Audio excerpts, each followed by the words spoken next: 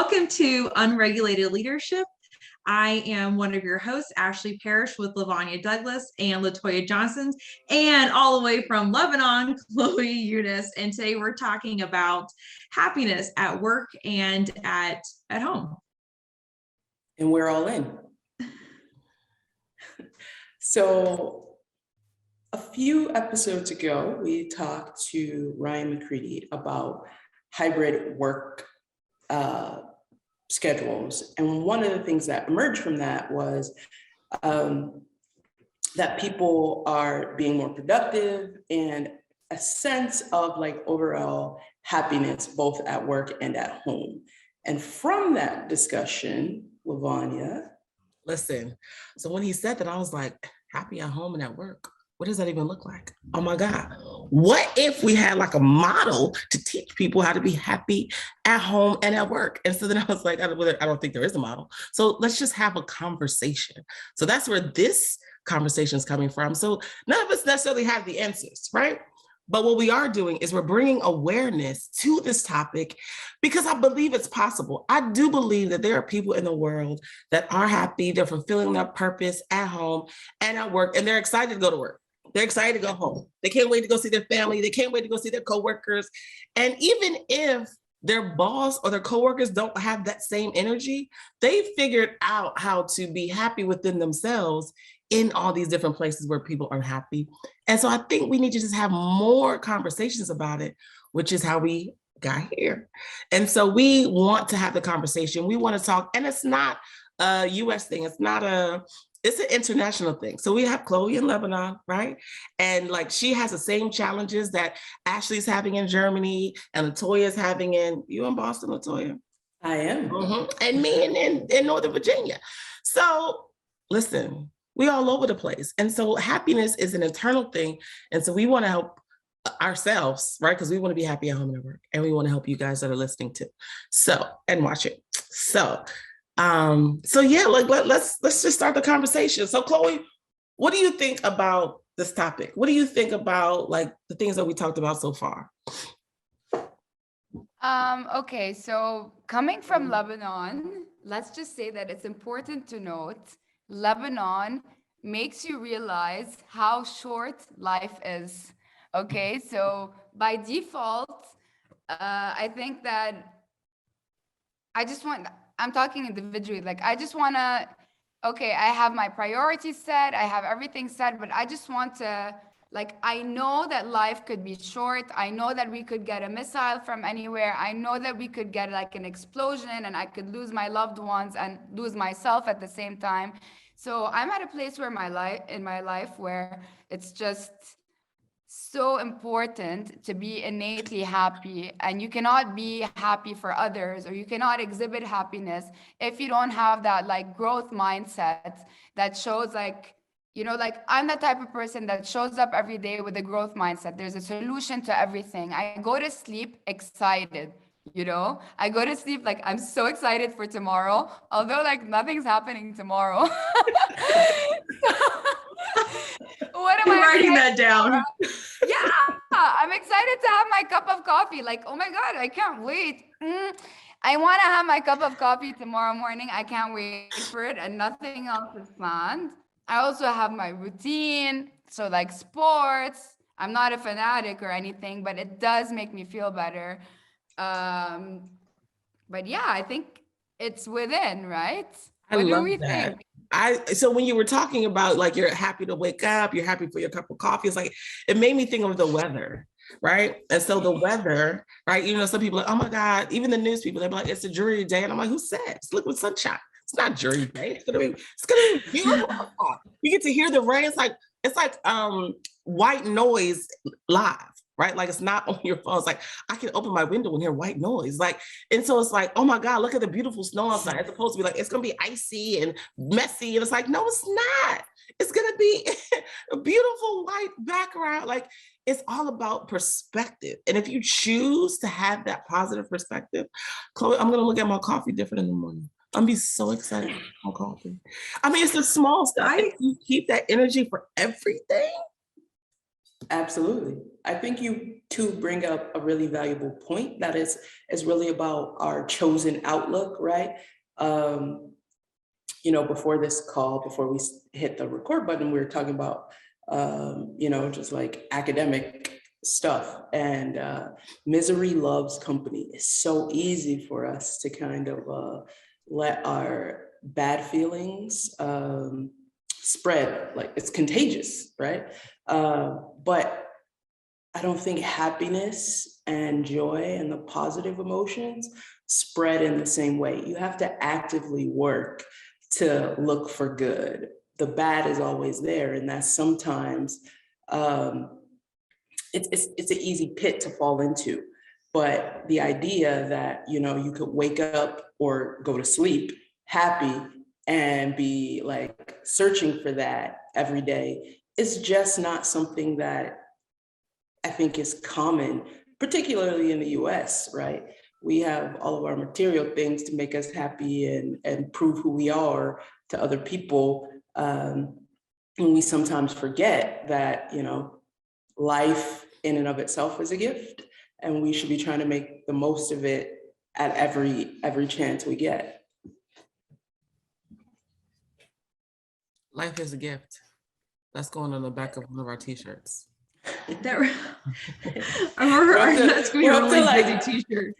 We got like t-shirts every day of the week at this point. That reminds me of some Instagram knowledge that or Instagram wisdom that I heard, and I think you guys have heard it, and I think I've even sent it in like our group chat, our William James group chat on text message, and it was, I'm totally going to butcher it, but just ride this wave with me. And what it is that like the host of this like radio show, talked to somebody and it says like, how happy would you be if someone gave you like $1 million? And they're like, oh my gosh, I would be so happy. And like, how happy would you be if someone gave you $10 million? Like, oh my gosh, I would be so incredibly happy. It would solve so many of my problems and blah, blah, blah. And they said, well, would you trade let's say I gave you the $10 million, but would you take that over waking up tomorrow? And then everyone's like, well, no, I wouldn't. And then it just said like, well, then why don't you treat, if clearly waking up tomorrow is more important than $10 million, then why don't you treat tomorrow like it is worth that? Like, like Chloe is saying, like, I'm so excited for tomorrow. And Maya Angelou said once that I'm so excited for tomorrow because tomorrow's never happened before.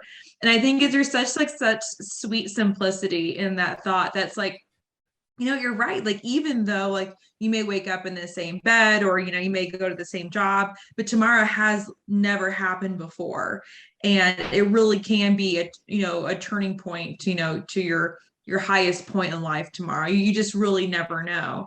I was listening to, because I'm an auditory learner. So when I knew what we were talking about, so I started geeking out earlier this morning on like happiness TED Talks.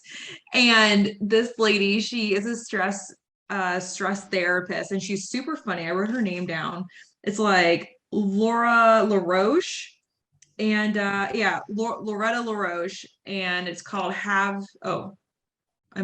wrote it wrong. But anyways, it's Loretta LaRoche on TED Talk on YouTube.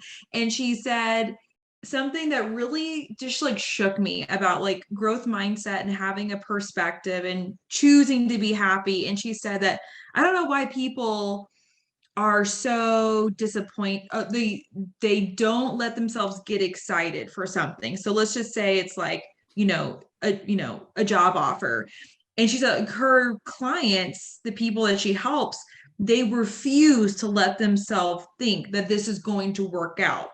And she said, like, why do you do that? All you do is, you upset yourself beforehand. And if you get bad news, you upset yourself again. She's like, you might as well have a positive attitude and just be upset one time versus being upset 2 times. And I was like, that's so smart, because at the very least, if you do get the job, then you never are upset.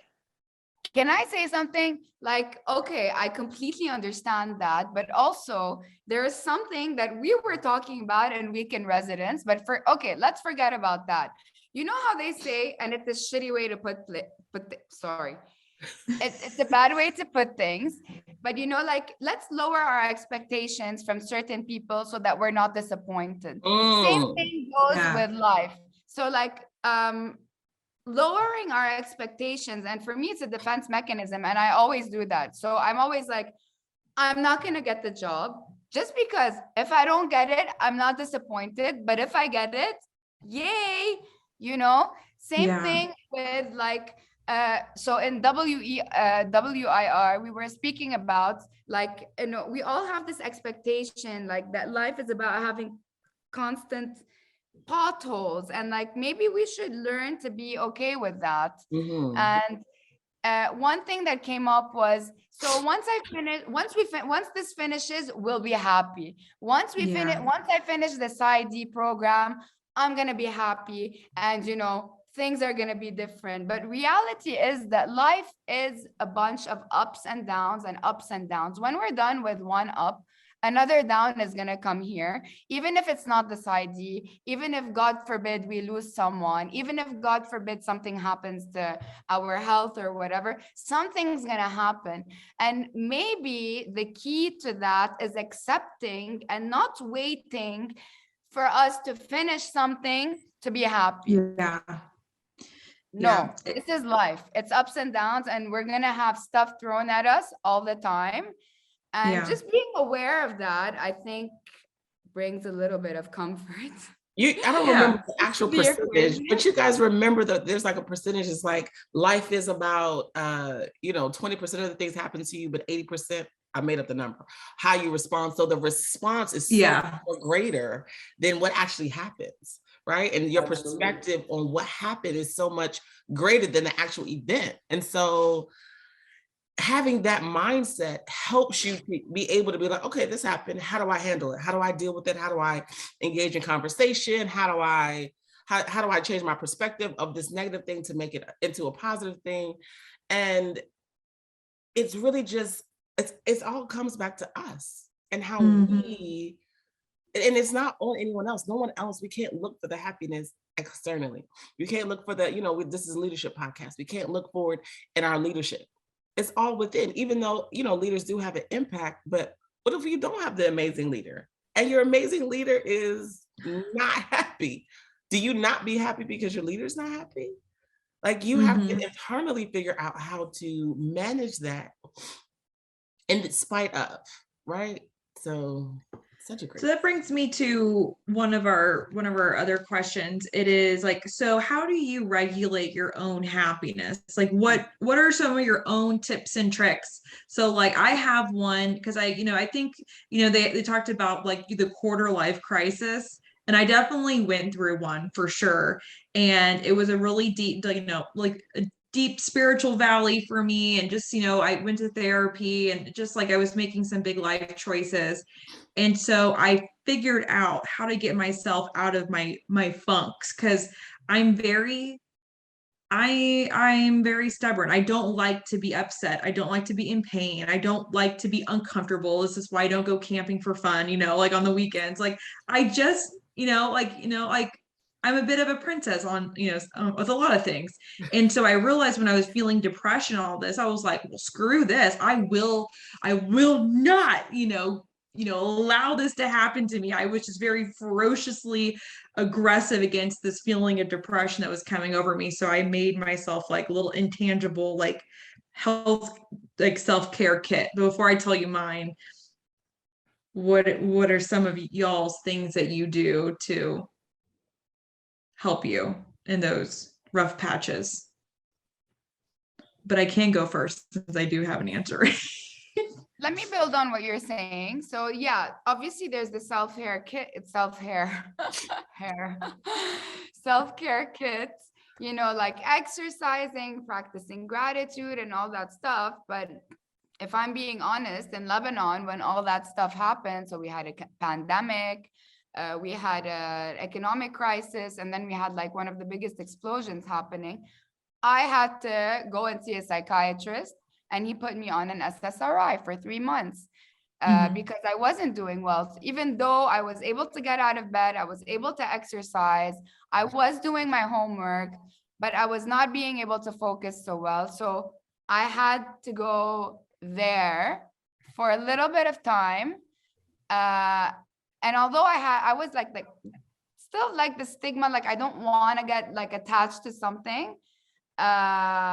But I did it and now it's done. Like I stopped taking them, but it did also make me feel better. So I just want to mention something in this, that some people are not able to get out of bed and have the balance and do everything that we're talking about, because yes, it's mind over matter, but not everybody has that mind control or like bodily physical control to do things. So I just wanted to mention that I had to go there when the explosion happened, and it's fine. I think it's something that did make me stronger, because I thought that I was more resilient than I was. And although I wasn't waking up crying and stuff, but I had zero motivation and I was just scared of even being at home, because I was scared something else would happen, like the windows break on me, or my shower is glass, so I would be scared to shower because I had a friend who glass broke on her and she had to go for 1,000,000 stitches. So I just wanted to put that out there, that for some people it's easier than others, and for some people vice versa, it's more difficult than others, and that's okay. I just wanted to say that. Well, you make such a great point. I mean, because sometimes the things that we don't anticipate, right? Like, we don't have to go too deep into this, but like the things that are happening in Ukraine right now, like they're trying to survive. So they're not, okay, let me do my self-care regimen in the morning, right? They're just trying to survive. And so, yeah, it's such a great point. Thanks for sharing, Chloe. Yeah. I think you highlight something that we often forget, that there is no normal, right? And I don't think, I'm just sharing my personal opinion. I don't think you're less resilient for asking for what you need. I think that takes a lot of courage. I think sometimes we forget that in the same way that we want to believe that that everything we need, we have inside, we also know, like cognitively know, that there are people and places that can support us. And yet, particularly, I think sometimes as women, we put ourselves last. We're fixing everyone and everything else. And then we never get what we need, right? So thank you for offering that up. And to Ashley's question around self-care. So I recently just started taking a self-care routine seriously. Some of you know that throughout the program, I've just had my own struggles. I lost my mother, my grandmother about 2 months apart. I got married about 10 months after that. Life was wild, and meditation really helped me. Taking it seriously, I started with like 1 minute and slowly increased. So meditation really helped me, and writing, journaling really helped me to like just write down the things, gratitude, things that I appreciate, things that I was like thankful for, memories that like elicit particular emotions or smells or, thoughts and feelings. And so that's become part of like what helps me maintain. And so I think I've learned that happiness, I think we think happiness is something that happens to us, and it's something we have to go out and work for. We have to go out and make happen. And for those of us who are doing it, alone, it can sometimes feel like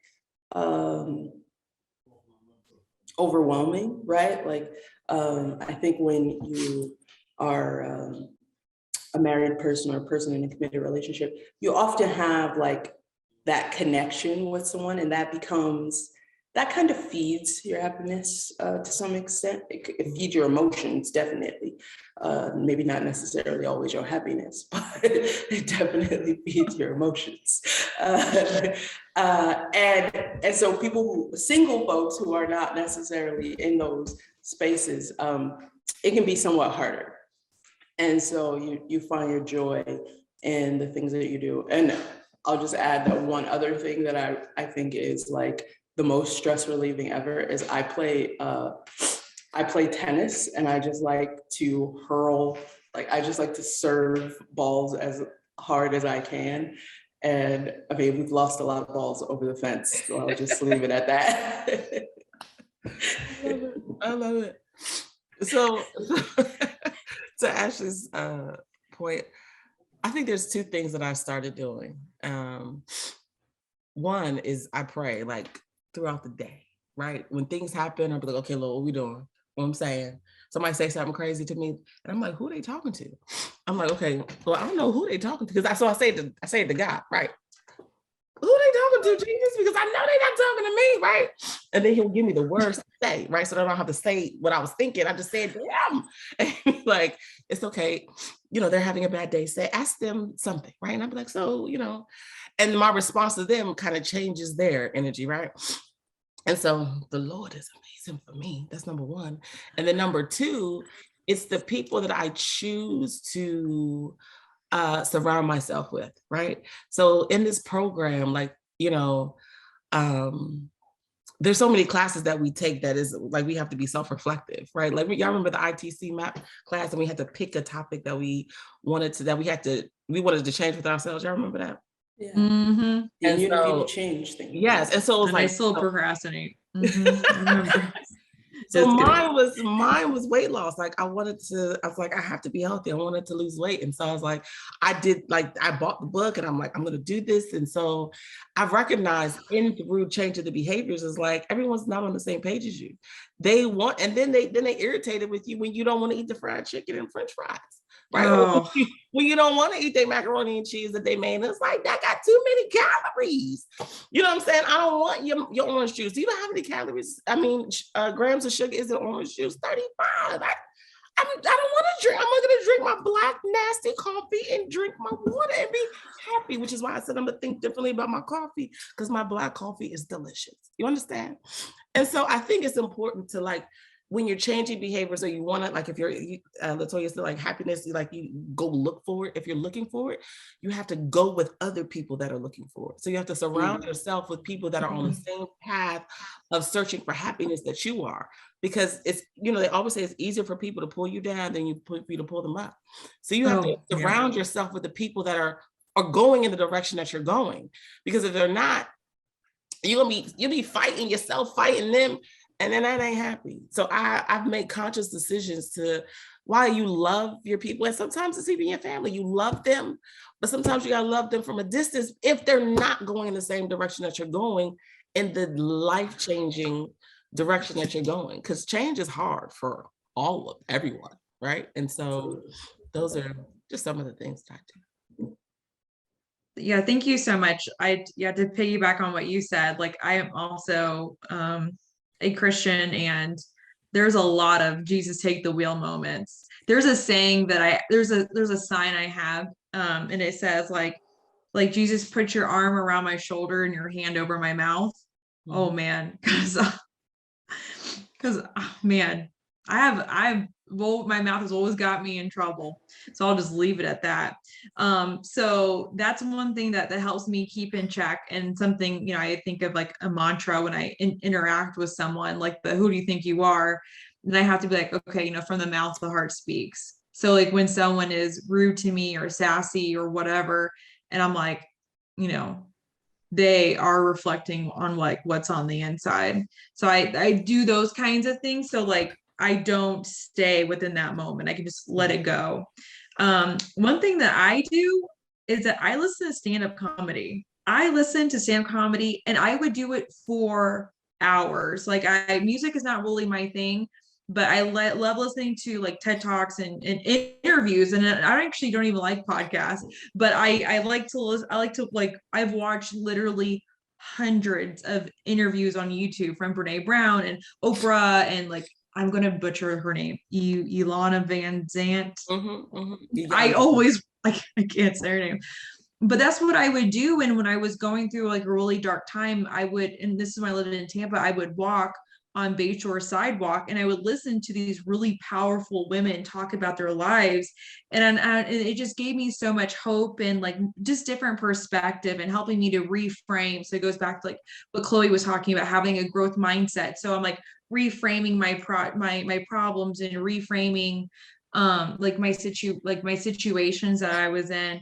And then so once I would have like those like deep, riveting moments, and I would listen to stand-up comedy, and I would do this all the time. And for me, I like really, shout out to the Dry Bar Comedy. It's on YouTube. It's Dry Bar Comedy. It is a clean comedy show. Now, don't get me wrong. Like I love other comedians that aren't clean, like Amy Schumer and all the other ones too. But I love Dry Bar Comedy because they bring in these comedians who aren't technically clean comedians, but they have to be for the show. So they're censored. But what it does is it forces them to be intelligent humor. So you can't just like shock jockey. You can't just like say something really vulgar and get the crowd to laugh. Like you actually have to make a legitimately funny joke.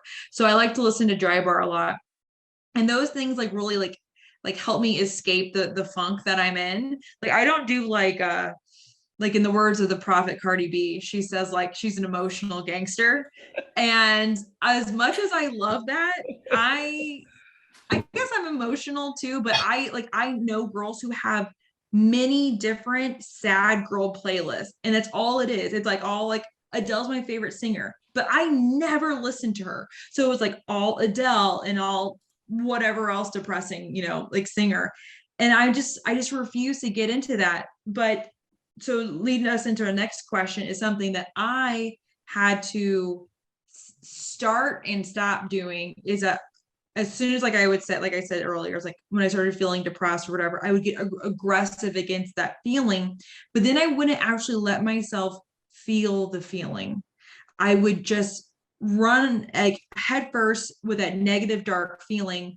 And I never had like those sad girl moments. Like, yeah, I cried, but it was more like, it wasn't like a cleansing, cry. It was more just like out of frustration or fear, you know what I mean? Mm-hmm. So that kind of leads me into the next, the next question is like, what are some like happiness myths? I might give you a couple seconds to think about like, what are some myths about happiness? And this reminds me of a saying, called and you guys will understand, but it's, chasing the wind. What happens when you catch it? You have nothing. So it's like, it makes me think about like a lot of these celebrities that they die so young. Like think of Elvis, think of like, Marilyn Monroe, and all of these the most like successful celebrities of all time. They've like all have died young. And I feel like the commonality that a lot of them had, like even like Amy Winehouse, is that like they all bought into the lie that once I get to this point, I will be happy, I will be fulfilled, I will be validated, I will get my mom's approval. What do you guys think? When you said it, the first thing that came to my head is I remember the situation when normally I'm a happy, person and positive outlook, really optimistic. And then like something happened and I was upset or I was sad or I was crying. And then the person I was talking to on the phone was like, they were like, it's okay. It was like they were talking to themselves. Like, it's okay. Everyone has bad days. It's okay for her to have a bad day. And I was like, what?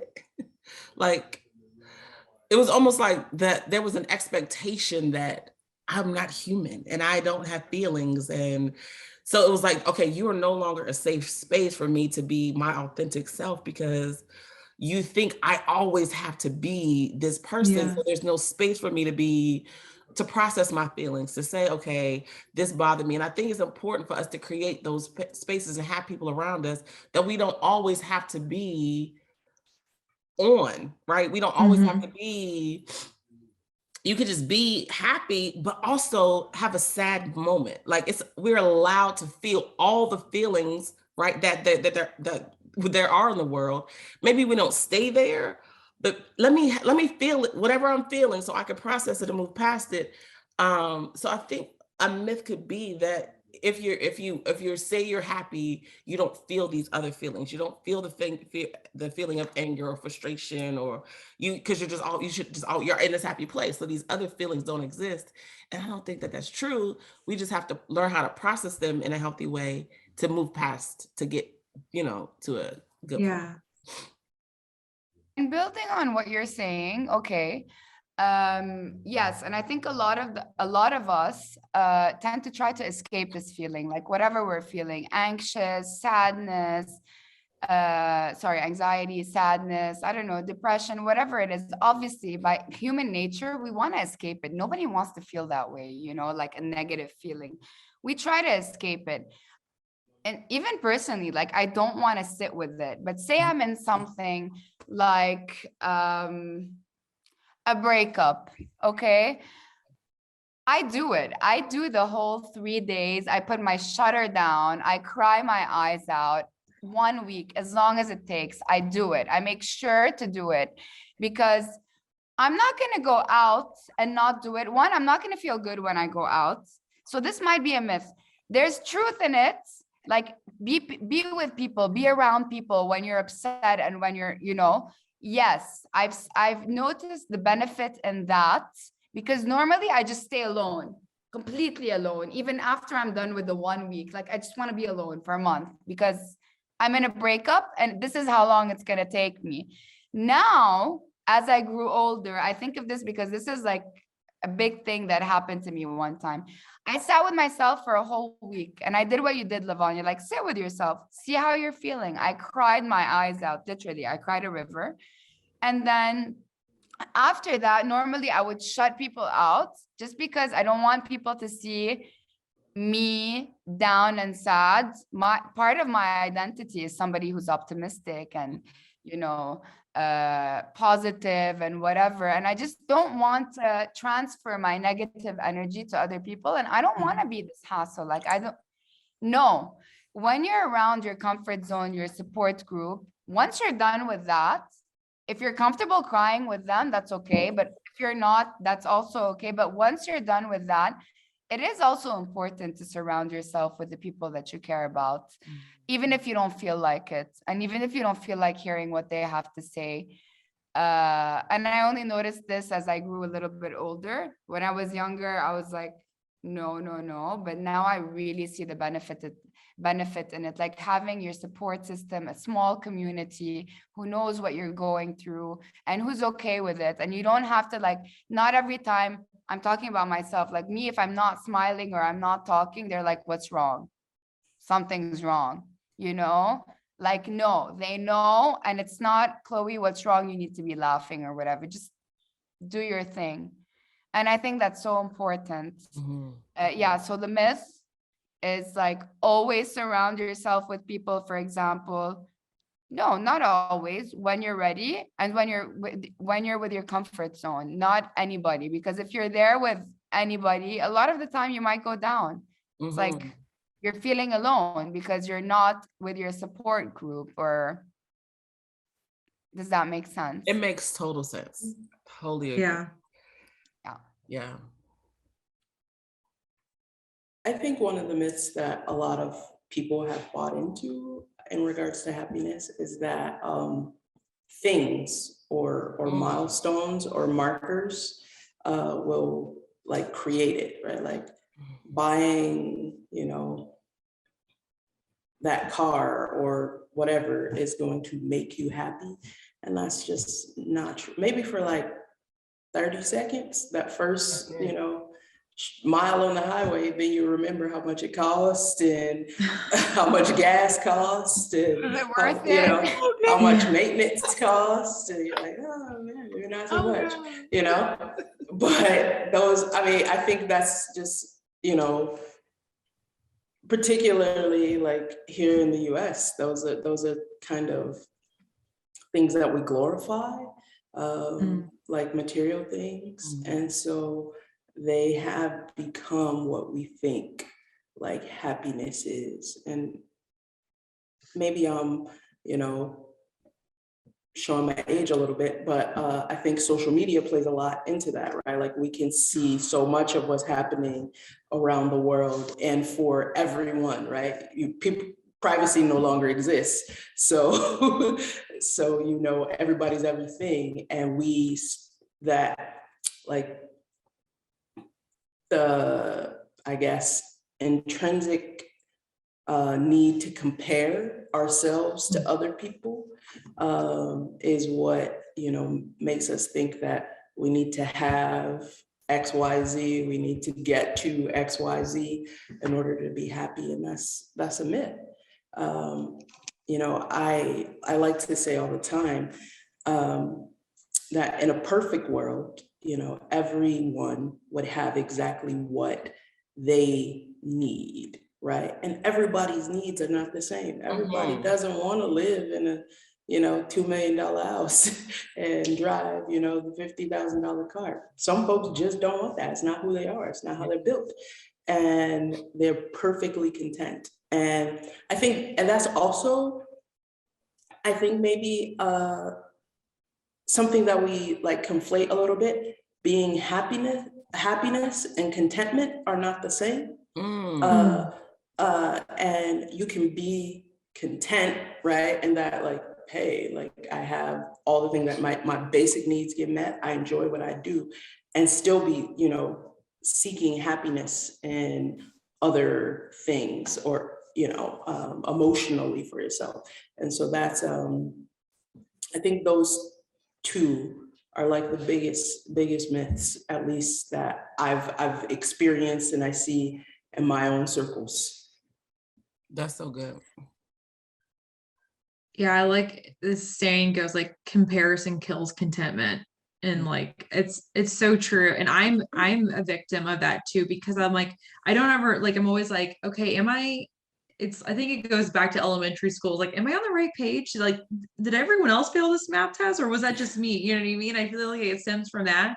But it's like, I feel like that's how I've used, like, you know, like comparing myself to others, like physically or successfully with relationships. I don't even know, like, you know, drinking almond milk versus creamer, like, you know, like crap like that. And like on Pinterest and Instagram. And one thing that has really helped me help my confidence and the need to compare others is that I started going to this like women's small group. It's like, they don't call them Bible studies. It's like more like these, like my church, they would have like these interest groups. And I learned by going to these groups that the women, and these people like saved me from myself, like amazing church, amazing women. But what I realized is that the women that looked like they had the most together had the most issues. They have the most problems. And so to the point that now, like biasly now, like if I see someone that looks like they've really got it going on, I'm like, oh, honey, are you okay? Like, I'm like, I love you that. look like, I'm like, you look like you're about to walk out of a Pinterest page, honey. I'm like, you know, and that's my own bias and my own, like, you know, stereotyping now, because now it's like, oh my gosh, she has it totally together and blah, blah, blah, blah. All of her kids have matching clothes and, you know, and like, you know, she looks super cute going on a date and her husband is also wearing an outfit that's not jeans or a shirt they found under the bed, you know, you can hear me, you know, like, and I'm like, but what, at what cost? Like, we love you. But something has to give. Like I just realized now, like something has to give. And I'd rather look a little messy in public and have a legit home that I want to go home to than look like I got it going on in public and people like, you know, like awe after me and it just be a facade.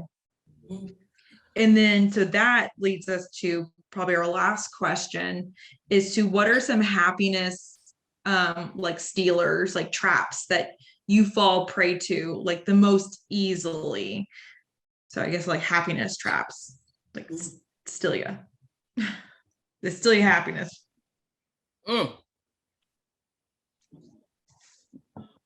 Is people, negative people, is that a happiness trap? I always Yeah. say I'm allergic. I'm allergic to negativity. I'm allergic to negative people. Like I feel like my body has an emotion, a physical response to your negativity. Like I have to remove myself like quickly. But but people sometimes, you know, and I believe that there's good in all people.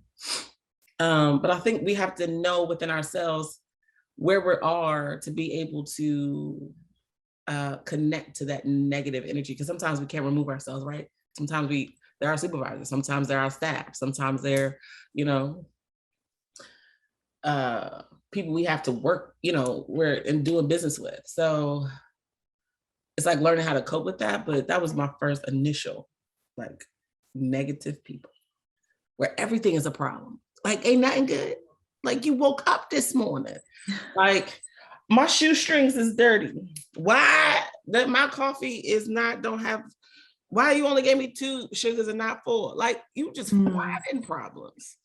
People like that. It's just like, I'm gonna say, that's the people I talk to Jesus about, right?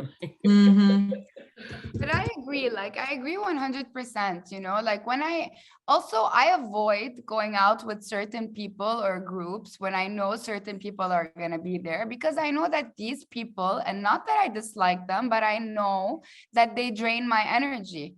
They're not going to be my cup of tea today. They might be tomorrow, but today I just can't do it. And being aware of that and being self-aware and aware of your surroundings is so important. One thing I want to add, if I may, about before, like to practice happiness, one thing I have is like serving others is self-serving too. Like giving is receiving, and that's an important thing I wanted to say, but I got stuck there. So yeah, like there's so much happiness and reward when you give others, even if you're in a rut. When you give to anybody else, you forget what you're in anyway, because you're there, you're mentoring someone, and it's kind of mentorship something, and telling, like explaining to them a story or a point of view or whatever. So yeah, in giving there is receiving, and I just wanted to put that as like a really important point, that sometimes I go looking for a dog on the streets, like if I'm feeling bad, I just want to find the dog and rescue it to feel better. I love that. Yeah. So yeah, whoever's watching, that's go do something nice for somebody. Consciously do it. Be kind. Yes, be kind. Come on, t-shirt. Be kind. We're on to week 2. I think Ellen DeGeneres copyrighted the be kind to others, something like that. Is she gonna watch? Challenge accepted. Let's do it. Let's make sure, see what happens. She'll love us. Yeah. I think the trap that I'm most subjected to is probably comparison. I like not necessarily my own comparison, but like if other people are, you know, like bring up something, I was like, what are you thinking about that? Why can't I just be happy for her? We're happy for him, happy for them. People, but the woe is me people, like, why am I not there yet? Like those people can really suck the energy out of you, right? Like, it's like, what do you mean? Have you done? You know, one of my favorite lyrics is, you know, you can't be a nickel looking for a dime, right? You know, and people who are complaining about, you know, other people who have advanced or have more, whatever the case may be. It's like, why can't we just be supportive of the progress that they made? Why can't you look at, you know, your yesterday, your last week, last month, and see how far you've come and be, you know, okay with that? So I think the biggest trap for me is probably the comparison. Yeah, that's a big one too. That and I used to think I didn't have an issue with comparison. And I was listening to this one sermon, and this pastor dude said, Like, who are you comparing yourself to? And I'm just like, I was going on one of my long walks, I'm like self-help walks, and I'm like, I'm not comparing myself to anybody. Like then like I'm not, I was doing like annoying like mid-20 Ashley talk. And he said, no, seriously, who are you comparing yourself to? And I'm like, once again, I'm like, that's not a problem I have. And they said, who do you secretly want to fail? Who? And I had a person in my mind, and they said, whoever that person is the person you're comparing yourself to. Oh, I started crying. And it was so true, because I was going through a time, and actually I didn't even know this person. I never even met this person, but because somebody was comparing me to that person and treated me a certain way because of that person was that way, it just made me resent someone who I still to this day never met. And so it's these lies that we tell ourselves, like, oh no, I'm happy, oh no, I don't compare myself to other people, but yes, I was secretly harboring.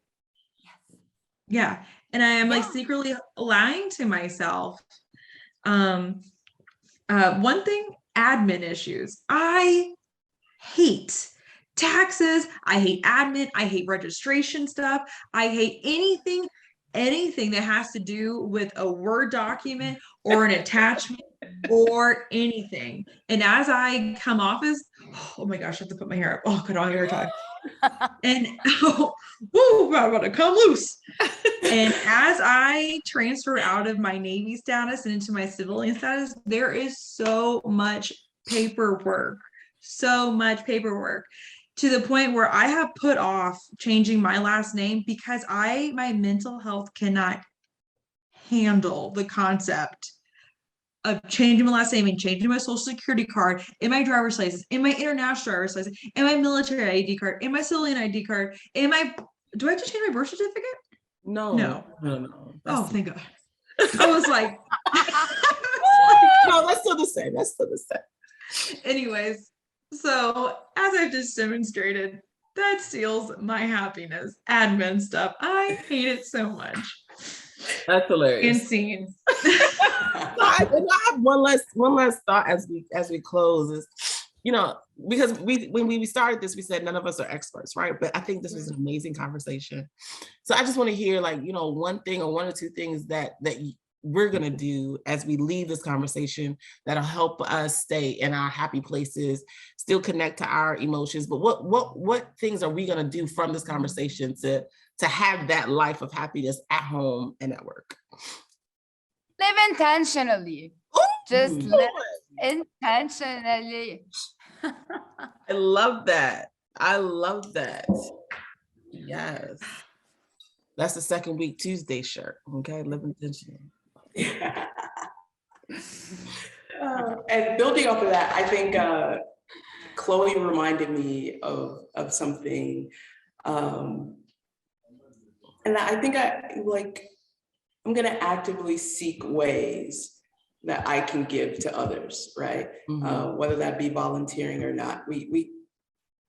I've, like everybody else, been telling myself, once grad school is over, I got this laundry list of things that I need to check off. But one of those is to start volunteering more. And so I'm gonna actively start figuring out where I can be of service to my community. I love that. Yeah, I need to do that. I was thinking the other day, I'm like, I need to find ones around here that speak English. Fair. It's like, I don't know. But I guess in the meantime, it's like whoever is in my life, like my husband and my coworkers, maybe they're my community service project. I always joke that I met my husband in an adopt a friend program, that he was like some lonely guy that needed a friend, and I was a volunteer. And just kidding. I'm not kidding. Actually, is how I do tell people I met him. But I think what I'm gonna do is I'm gonna put it up on my wall.